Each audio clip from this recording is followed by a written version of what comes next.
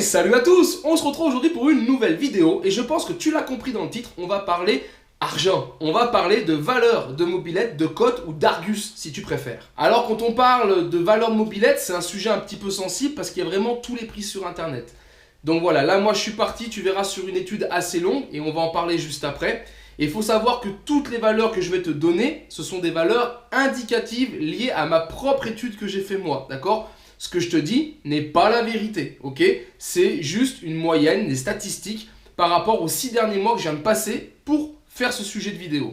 Comme je viens de te le dire, c'est 6 mois d'études, entre guillemets, d'accord? En utilisant le site Le Bon Coin et Marketplace, j'ai choisi, donc là aujourd'hui on va traiter l'Argus, les cotes des véhicules Peugeot. J'ai choisi une trentaine de véhicules, les plus courants, souvent les plus recherchés. Et pendant 6 mois, j'ai pris toutes les annonces qui sortaient toutes les semaines, j'ai fait des points. Et j'ai pris les prix de ces machines. J'ai rentré dans un tableau, ce tableau m'a sorti une moyenne, d'accord? Une moyenne d'achat. Et pour me baser sur les véhicules que je choisissais, j'ai pris que des véhicules d'origine et complets. D'accord? J'ai pas tenu compte de ceux qui avaient des grosses préparations de moteur ou des échappements. Je suis vraiment parti sur des modèles, on va dire de base, sortis d'usine pour donner cette valeur. Parce que tu comprends bien que si on a un pot d'échappement qui est un peu rare, je sais pas, un warm-up, bah, la valeur s'envole. Si ton moteur c'est un G2, un G3, ta valeur s'envole, d'accord? Donc mettez-vous bien en tête que je suis parti sur des véhicules d'origine. Et dans toutes les annonces que j'ai utilisées pour faire ces statistiques, j'ai enlevé toutes les épaves, d'accord? On ne tient pas compte des épaves, quel que soit leur prix. Et j'ai enlevé aussi toutes les machines qui sont à des prix stratosphériques. Hein, des machines à 5 000, 7 000 euros. Alors si on parle d'une machine de circuit, je l'entends bien. Quand on voit un 103 ou même par exemple un 103 Turbo 16, hein, j'ai vu l'annonce tourner sur les réseaux pendant longtemps où il y a un T16 qui a plus de 7 000 euros. Voilà, ça c'est le genre d'annonce que j'ai pas pris en compte parce qu'elle est seule dans son cas et c'est compliqué de justifier un tel prix. Mais en aucun cas je remets en doute le prix affiché, d'accord ? Parce que je sais très bien qu'une personne qui n'est pas de la partie, qui va acheter une machine, peut la payer déjà très cher, la faire sabler, la peindre, racheter des pièces et le prix peut vite s'envoler, d'accord ? Moi, je suis resté dans quelque chose de plutôt théorique et en utilisant, et je veux dire, les annonces que j'ai prises sur 100% d'annonces, j'ai dû en retenir 75 ou 80%, donc c'est vraiment énorme. Et là, on parle de centaines et centaines d'annonces. Donc voilà, ce que je vais vous donner en fourchette, c'est vraiment une fourchette réelle que l'on peut trouver encore, je pense, toute l'année et peut-être même encore l'année prochaine, parce qu'on sait que les prix, ça fait quand même ça, hein.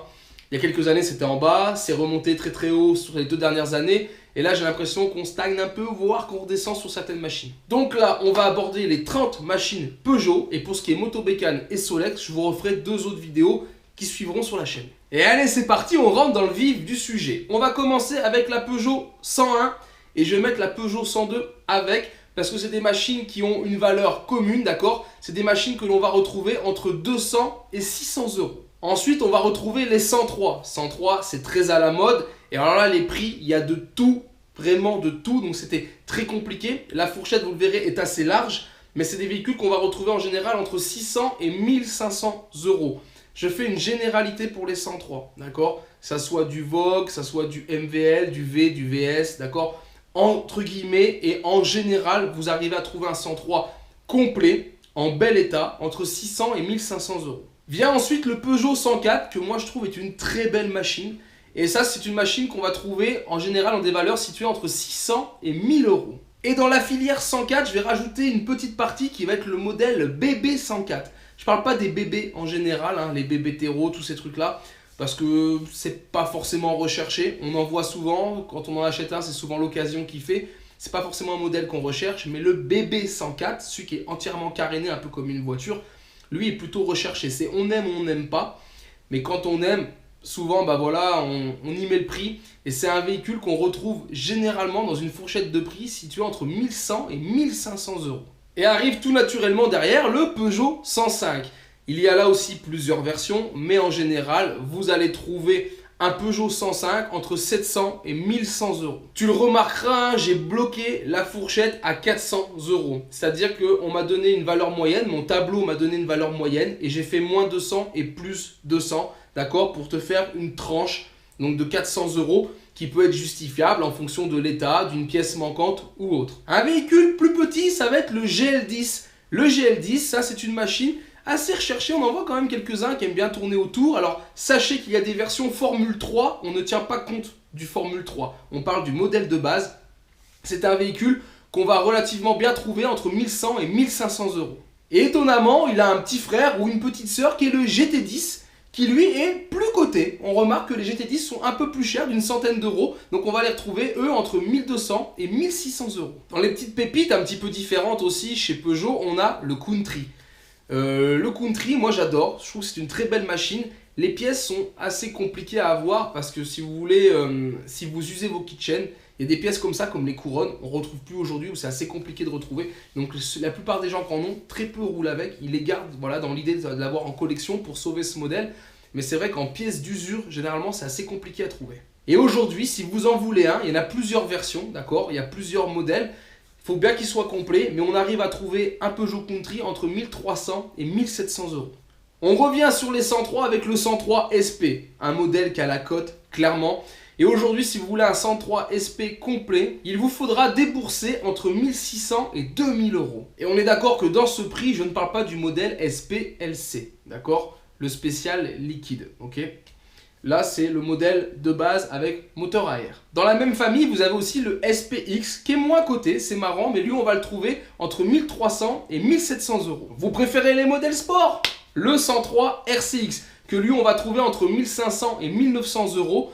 Et après, si vous voulez venir taper sur un RCX LC, donc liquide, il vous faudra rajouter un petit billet lors de l'achat parce que c'est des véhicules qui cotent entre 1800 et 2200 euros. Un incontournable, c'est le Peugeot Fox ou 103 Fox, si on veut. Je ne parle pas du FXR, d'accord, le modèle Racing qui est un petit peu plus cher.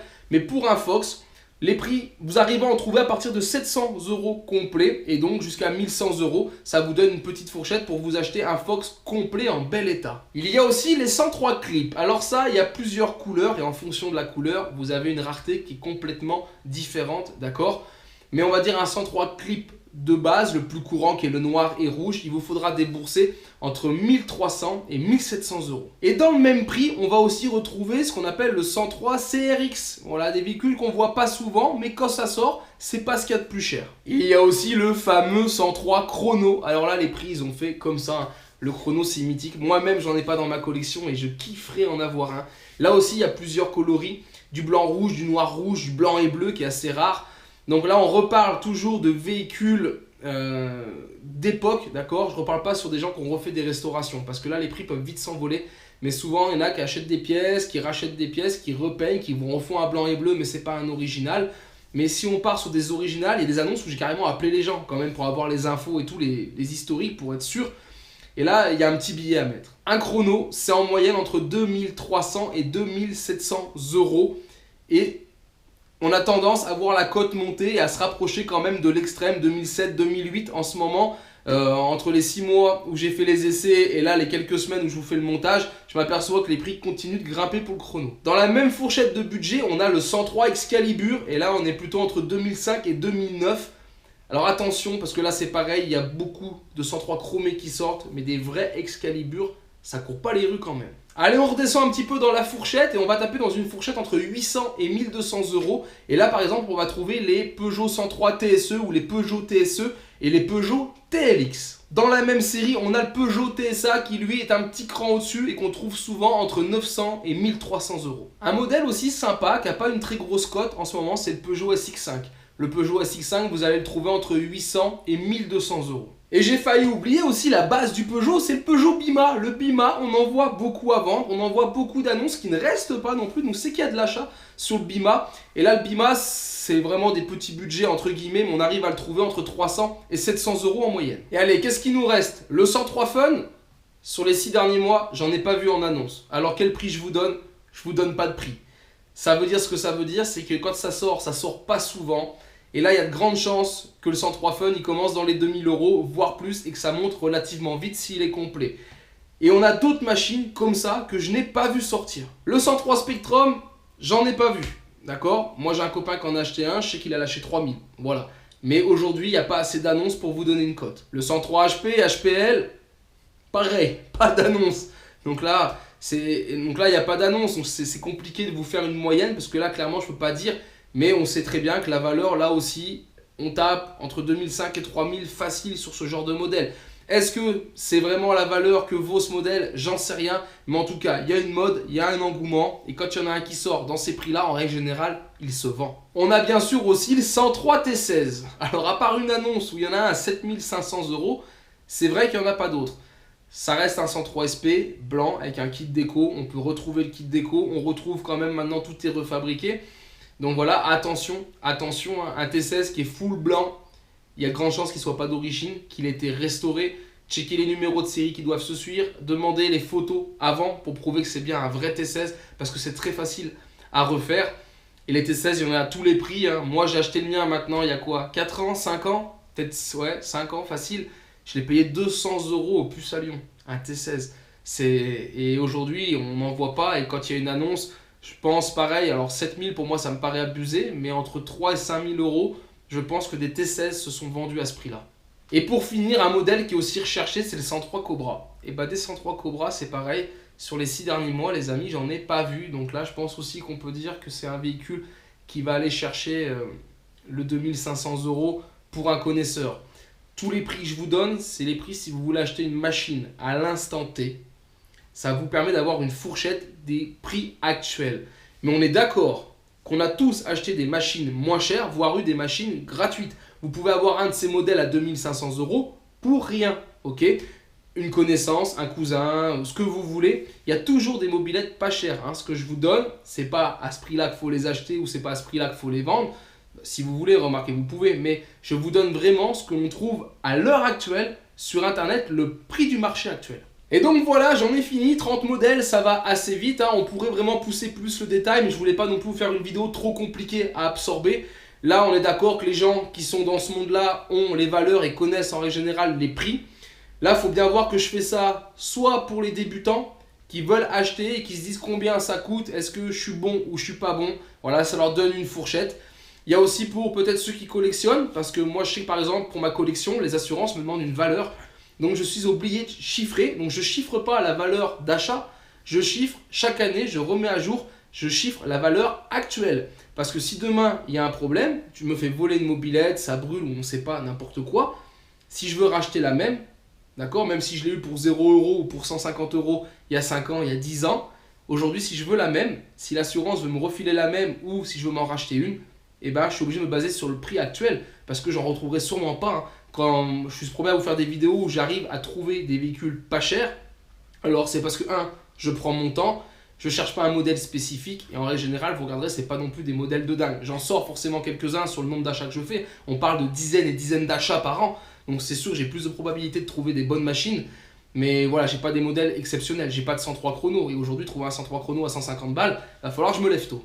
Alors j'espère vraiment que cette vidéo te sera utile et je te dis donc à très vite sur ma chaîne pour la suite. Il y a plein de projets qui vont arriver, bien sûr, parce que j'ai plein d'idées, mais tu auras aussi l'Argus Moto Bécane et l'Argus Solex. Je te dis donc à très vite et en attendant, ciao ciao!